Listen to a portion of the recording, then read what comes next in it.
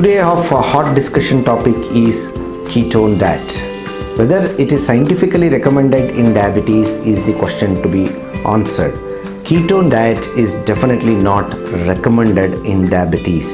The two with diabetes with more than 10 years of duration and patient above 50 years, ketone diet is definitely not recommended. In clinical practice, we have noticed that by not more than 6 to 8 months, most of the patients would have developed what is called as a high uric acid and increased serum creatinine, which is definitely not recommended for a diabetic. So ketone diet per se is definitely not recommended.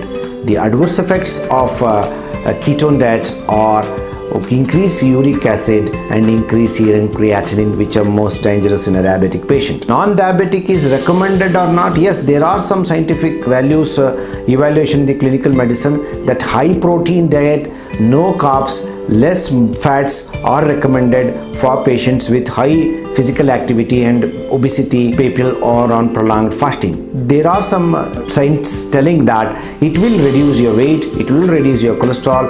We have seen people reducing almost 15 to 20% of their total body weight.